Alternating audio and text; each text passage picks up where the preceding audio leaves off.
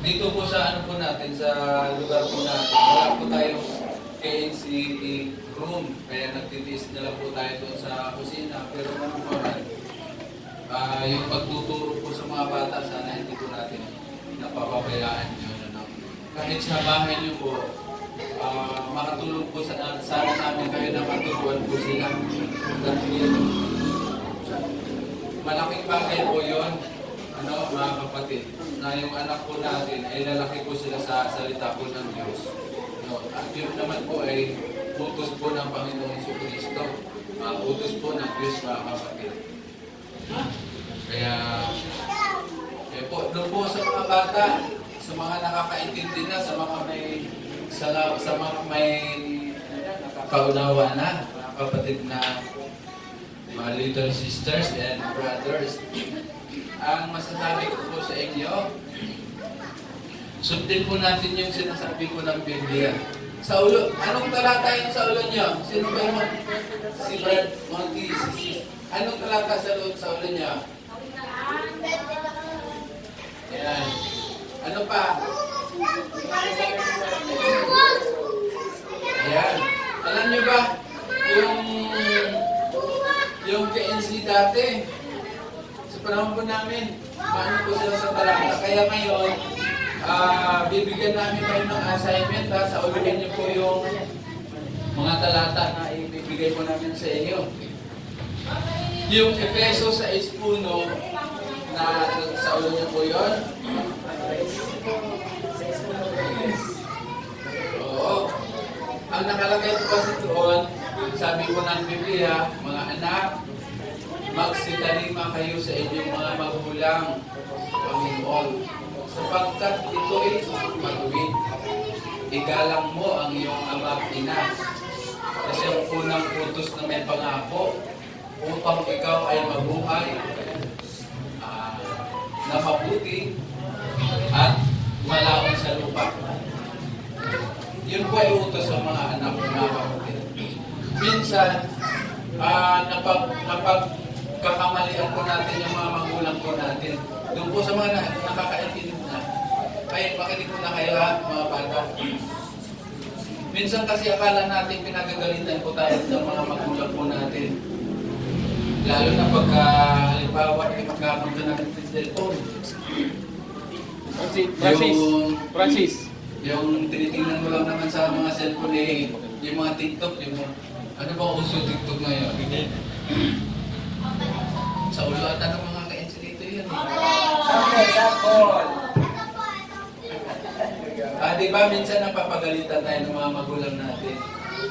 Kaya tayo pinagsasabihan, hindi dahil galit sila sa atin. Ano, ayaw lang nilang mapahamak po tayo. Kasi ang dapat natin pinagtutuunan ng pansin habang bata pa, ay yung mga salita ng Diyos na kung matutunan po natin yun habang bata pa po tayo, lalaki tayo sa aral po ng Diyos, yung mga magulang po natin, hindi sasakit ang ulo sa atin. Ano ba? Kaya intindihin po natin yung mga magulang natin, ha? Huwag tayo magalit pagka lagi na lang kayong pinupuna. Minsan kasi ang iniisip po natin, sarili lang natin eh. Ayan naman, ako naman nakikita. Pero nakikita ba natin yung mga ginagawa ng mga magulang natin? Oh. Nakikita natin yan. Madalas hindi natin nakikita yun. Na sila nagbubuyat, nagtatrabaho, para pag-aral tayo, di ba?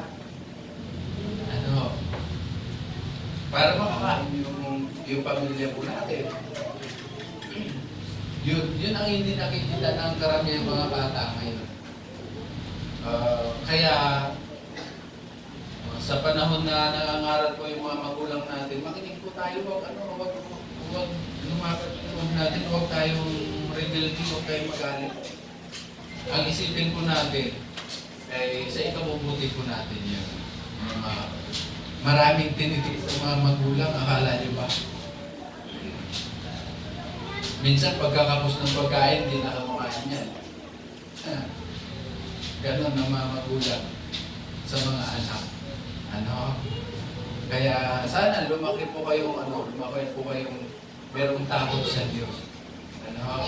Sa ganung paraan, mapapasaya po natin. Yung mga problema sa buhay, yung mga hirap, kaya nilang ano yun, malampasan yun, kaya nilang harapin yun. Pagka yung mga anak ay natutong sumunod sa magulang. Kaya lang, pagka gano'n, yung mga anak ay suwail din, lalong nagpapabigat sa magulang yun, sa mga nanay at tatay natin, lalong nagpapabigat yun. Yung isipin na nila sa araw-araw yung pagkain, kung ano mga bayarin, araw-araw nila yung isip yun. Tapos magdadagdag pa tayo. Nagiging kasalanan pa yun sa Diyos, mga kapatid. Yung mga anak. Yan, tandaan niyo po sa akin yan. Bibigyan namin kayo ng mga talatang sasaluhin niyo. I-explain din po namin si Brad dito. Explain din po namin bakit pinasasaulo po namin sa amin ganito. Ano kaya ibig sabihin nito? Ayan. Yun ang unang ano nyo, sa ulihin nyo yun. Jesus is puno hanggang tres. Kaya doon po sa mga magulang, magkakaroon po tayo ng ano dito, project. Ano? Kasi napapansin ko sa mga magulang, hindi dito hindi lang dito. Yung mga anak po nila, pagdating sa KNC, gawain ng KNC, hindi sila suportado sa anak nila. Pero pagdating sa school, ang kabihira. Madaling araw pa lang, alas 10 pa lang, ginisip ko, bangon na. Ano na, may pasok ka sa school. Minsan, parang kahit nilalagnat yung anak, ipinipili. Yung iba, yung mga magulang, pagdating sa gawain ng KNC, ay may ano po din, may ano. Ay wag ganun mga kapatid, gawa natin paraan yung anak natin may labot natin sa Diyos. Kasi kayo rin po babalikat o burden nyo rin yan pagka lumaki silang matigas yung mga kapatid. Kaya magkaroon po tayo ng project po dito doon. Maganda pala pagka ganyan, naka-uniform sila. Maganda yun na. Sa ngayon, alam nyo ngayon, kung ano po nangyari sa atin ngayon, nabigyan nyo po ng kasiyahan po yung mga magulang nyo. Yan. Kaya salamat po sa Diyos. Mag-set po tayo ng pasalamat. Sige po, hanggang dyan lang po siguro. Meron pa ba tayong anak? Ibig sabihin ka, kailan na? Sige po. Ano po yung sinasabi niyo ng picture na tayo lahat?